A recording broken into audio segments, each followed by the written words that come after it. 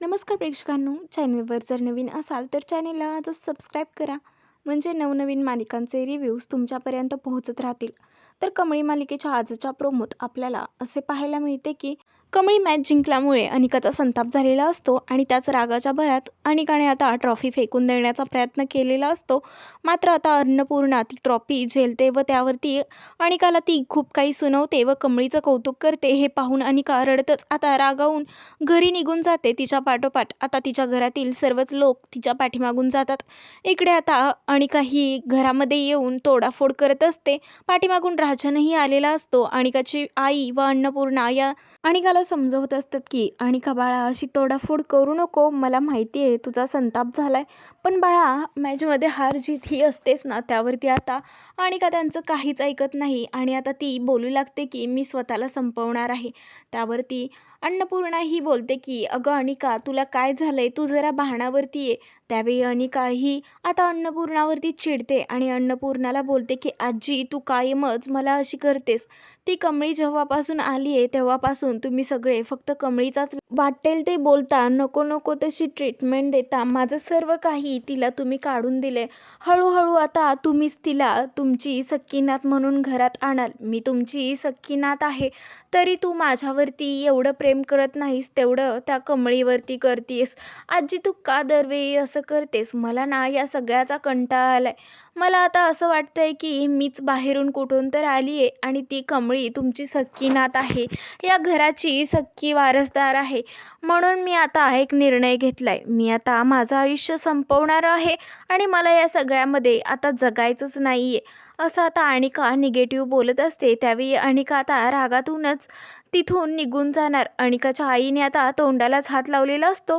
अनिकाचा हा सर्व संताप पाहून तिलाही कळायचं बंद झालेलं असतं. इकडे अनिका बाहेर निघून जाणार. तेवढ्यातच आता राजन हा अनिकाच्या जोरात अशी कानाखाली वाजवतो.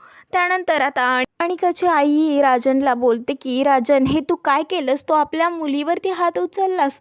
त्यावेळी राजन आता सगळेच थांबा असा आता हाताने इशारा करतो. त्यानंतर तो अनिकावरती ओरडू लागतो, अनिका, तुला गरजेपेक्षा जास्त भेटले ना, त्यामुळे तू एवढी बेताल झाली आहेस. तुला लिमिटमध्ये ठेवता आलं नाही, कारण तुझी आजी तुझा भरपूर लाड करते ना. पण आता नाही, तू आम्ही सांगेल तसंच वागायचं, असं काहीच नव्हतं, तरी तू एवढं निगेटिव्ह बोलायला चाललीस. असा आता राजन हा अनिकाला सुनवत असतो. तर दुसरीकडे अनिकाची आजी ही गावाकडेच असते.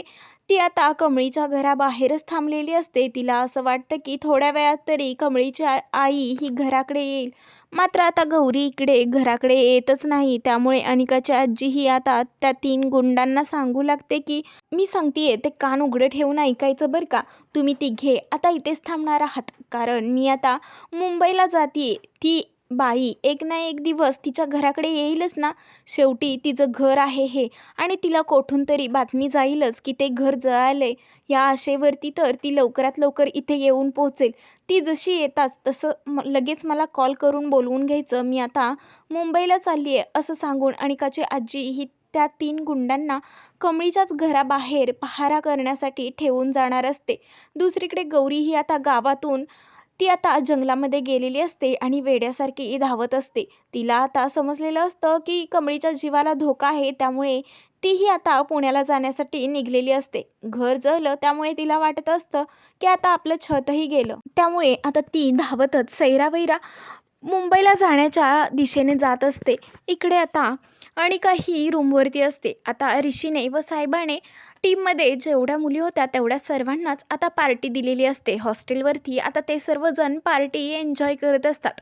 कमळी ही फारच आनंदी असते. कमळी आता हसतच सर्वांशी बोलत असते. असं काही आपल्याला कमळी या मालिकेच्या आजच्या प्रोमोत पाहायला मिळते. तर इकडे गौरी ही आता कमळीपर्यंत पोहोचू शकेल का? व त्यानंतर अनिका आता रागाच्या भरात कमळीचं काही बरं वाईट तर करणार नाही ना, हे पाहणं तर फारच रंजक ठरणार आहे. नवनवीन मालिकांचे रिव्ह्यूज पाहण्यासाठी आजच माझ्या या चॅनेलला सबस्क्राईब करा व व्हिडिओ आवडल्यास लाईक करा.